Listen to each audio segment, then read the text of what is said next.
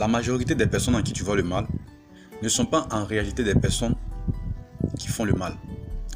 Mais c'est parce que tu les aimes pas, c'est pourquoi tu vois toujours le mal en eux. La Bible déclare que l'amour ne soupçonne pas le mal. Or, voir toujours le mal en quelqu'un provient toujours du soupçon du mal que tu as à l'égard de ce dernier. C'est parce que tu le soupçonnes. Et le soupçon est un fruit du manque d'amour. C'est pourquoi tu vois toujours le mal en elle. Donc cela ne veut pas dire que en réalité la personne fait toujours mal. Mais c'est parce que tes yeux sont envahis du soupçon du mal, du manque d'amour envers celui-ci. C'est pourquoi tu vois toujours le mal en lui en fait. En réalité, c'est pas que tout ce qu'il fait est mauvais.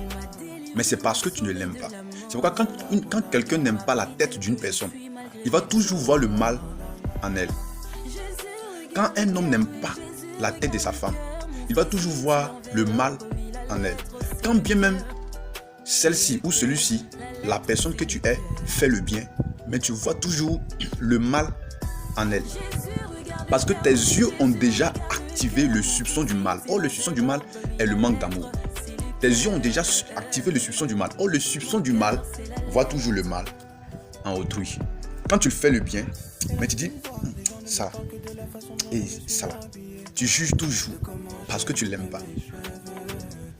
Si tu t'assois et que tu checkes bien dans ton cœur, que tu élimines les amertumes, le manque d'amour, la haine que tu as envers celui-ci, tu pries, tu dis au Seigneur d'éliminer tout ce qui est haine que tu as envers ce frère, cette soeur, ta femme ou peu importe.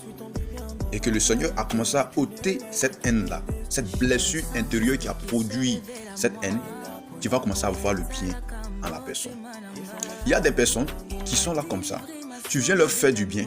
Et quand tu leur fais du bien, ils voient le bien que tu leur as fait en mal. Ils voient le mal dans le bien que tu leur as fait. Et ce sont des personnes qui sont promptes à dire que celui-là, c'est qu'il m'a donné.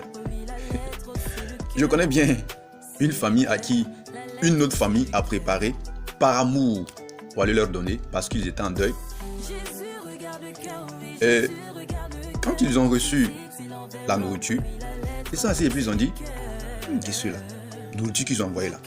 Certainement que ça a été ensorcelé. Ils ont empoisonné ça. Et c'est parce qu'on a perdu quelqu'un, ça leur a plu. C'est pourquoi ils ont préparé pour venir nous donner. Et si tu ne sais pas, ils ont programmé encore une autre mort dans cette nourriture qu'ils nous ont envoyée. Et réellement toutes ces choses. Et il y avait un autre frère qui avait la foi et qui, lui, croyait au Seigneur, qui aimait tout le monde dans la famille. Il a dit non, arrêtez ça. Et qu'est-ce qu'il a fait? Il a dit donnez-moi la nourriture. Il a pris la nourriture, il a mangé, il a trouvé que c'était tellement douce. Et après avoir fini de manger, il a béni cette famille-là de tout son cœur. Quelle est la différence entre celui-là et les autres membres de sa famille? C'est parce que lui, il a l'amour dans son cœur. Et les autres ont de la haine. C'est pourquoi ils ont soupçonné le mal dans cette nourriture qu'ils ont envoyée. Pourtant, il y avait le bien qui était dans cette nourriture. Les gens sont venus leur faire du bien. Et ils ont vu ce bien-là en mal. Parce que dans leur cœur, il y a la haine qui produit le soupçon du mal. Faisons attention. Que le Seigneur nous bénisse.